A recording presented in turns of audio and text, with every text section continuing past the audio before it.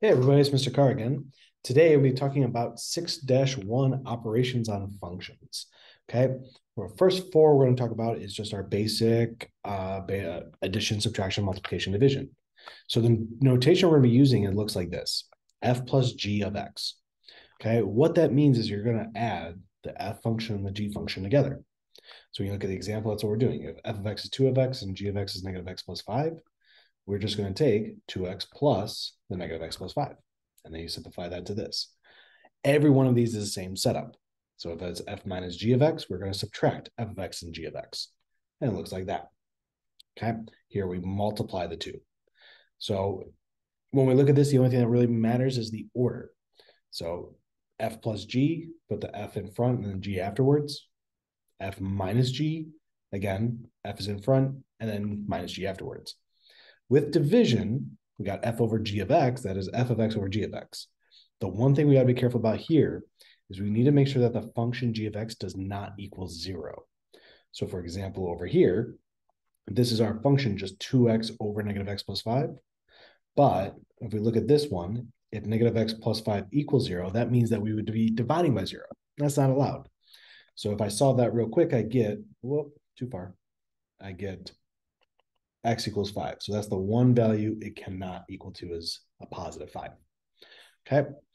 Expectation is that you show the correct notation while you're simplifying. So for examples on the next one, you're going to keep this notation throughout. This and this, okay, those stay throughout all the examples. So for our first two examples, adding and subtracting. Okay, given that f of x is 3x squared plus 7x, g of x is 2x squared minus x minus 1. Okay, the first one I want to do is f plus g of x. So remember, that is the same as f of x plus g of x. So we do that, we're going to have 3x squared plus 7x plus 2x squared minus x minus 1. So here's my f of x, here's my g of x. Just combine like terms now. Okay, so I'll just rewrite it back in this format. F plus g of x. We got 3x squared and 2x squared come together as 5x squared. 7x and minus 1x is a positive 6x. And then I just have a minus 1 at the end. If I do subtraction, one thing that might make it a little bit easier, this is what I'm representing. I am subtracting the two functions. Okay, so I might write it this way where I do first function minus the second function. Put them in parentheses like that. So in this case, I'll have 3x squared plus 7x. And here I'll have 2x squared minus x minus 1. The thing to remember is, since I have minus the parentheses there, everything inside gets subtracted. So that means I'm going to have, I'll just go back to the f minus g of x, is equal to 3x squared plus 7x minus 2x squared, be a minus a negative x here, so it's a positive x, and then minus a negative 1 is a positive 1. Just like the previous problem, I just look for my like terms. So f minus g of x, that'll be 3x squared minus 2x squared is just x squared. 7x plus x is a positive 8x, and then a plus 1 at the end.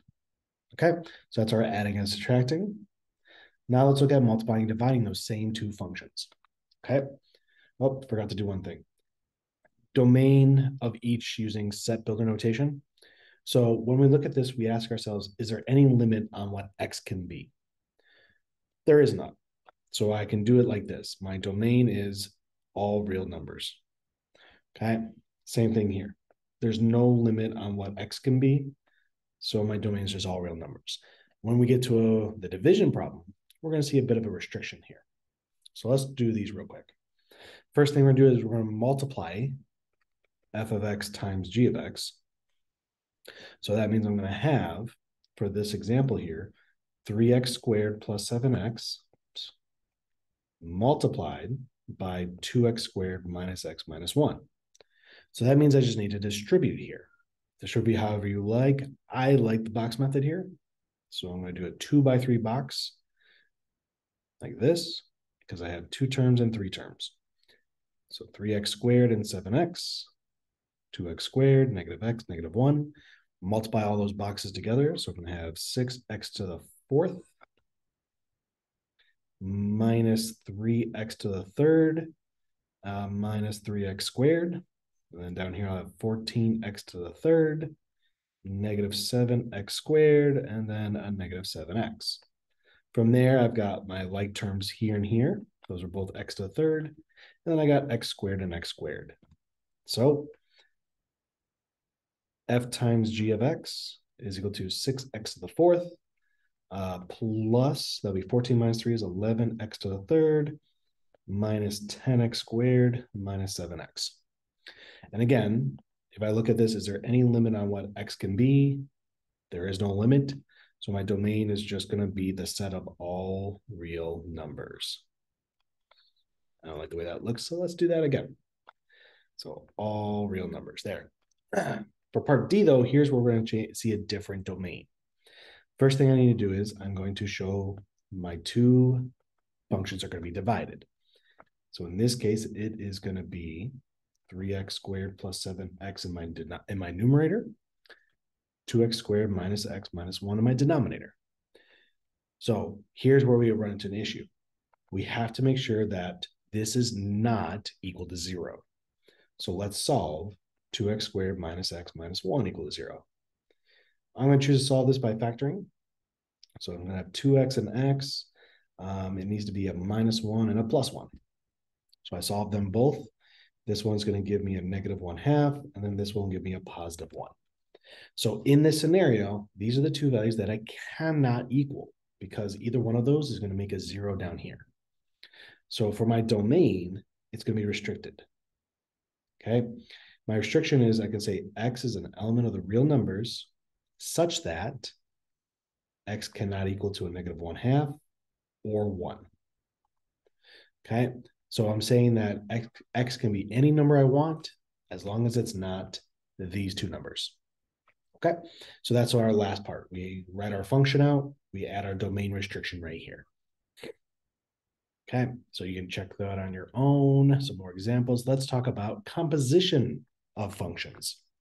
So a composite function is whenever we substitute one function into another function.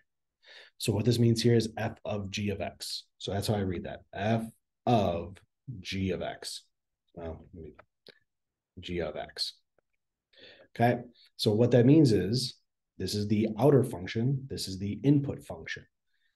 The entire g of x function is going to go inside the f function. So that's what it means here. The g function is going to be the inside function. That's going to replace every x variable that's in the f function. Now, the order matters again, because if I did g of f of x, that's the same as taking g of f of x this way. So now my f function is my inside function. Okay, so let's see how this looks like on the next example here. Find f of g of x and g of f of x of the two functions given. Okay, so for the first example, I'm going to do f of g of x. And like we said, that is the same as taking f of g of x like this. We're going to take the g function, the entire this entire function here is going to go inside that x and that x. So because of that setup, I like to do it this way. So f of g of x, I'm going to rewrite the f of x function, but I'm going to put some nice big parentheses here and here. Now I take my g of x function, 2x minus 1, and plug it in here and here. So remember what this is right here. We need to expand that first. So I'm going to do, let's just do it up here real quick. 2x minus 1 squared is 2x minus 1 times 2x minus 1. So I'm distributing that idea. So f of g of x is going to equal to 3 times. That'll be 2x times 2x is 4x squared. That's a negative 2x, and negative 2x is a negative 4x. And then it's negative 1 times negative 1 is a positive 1. Okay, I'm going to go ahead and simplify this a little bit. Minus 2x plus 1, because I'm just distributing the negative sign, and then plus 4. From here, distribute the 3.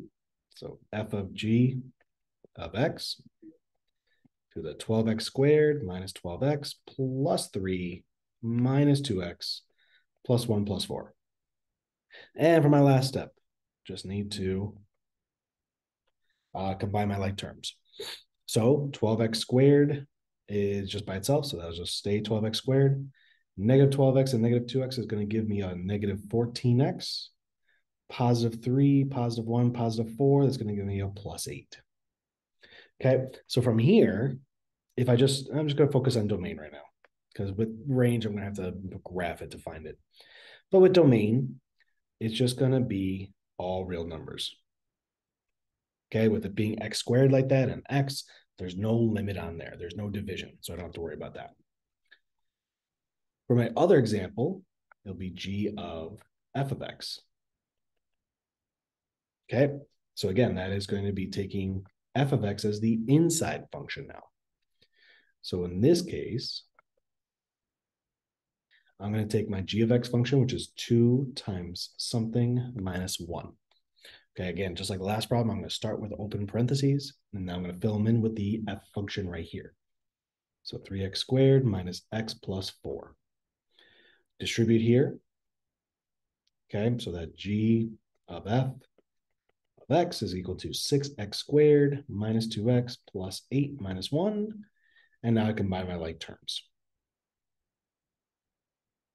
So 6x squared minus 2x plus 7. Okay, so two different functions. Domain in both cases is still all real numbers. No changes there. To get the range, I'm going to have to graph it, and then you analyze what y values it has to be. Okay, but instead, I want to move on and talk about a word problem. So Hector has $100 deducted from every paycheck for retirement. He can have this deduction taken before state taxes are applied, which reduces his taxable income.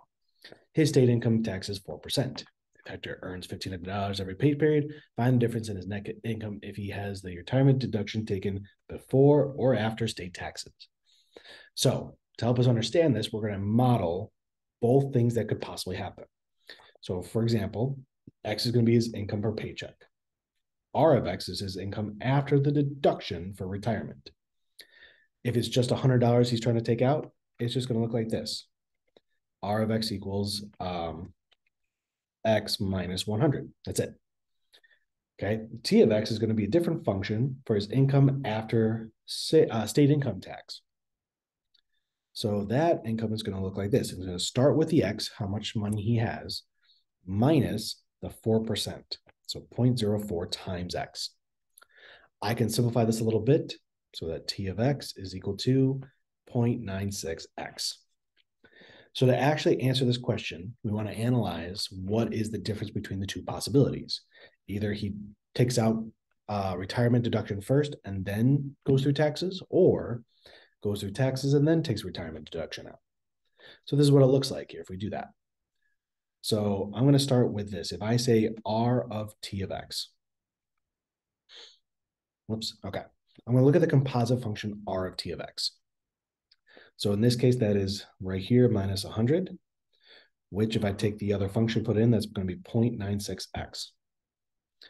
This represents doing the taxes first, then the retirement deduction.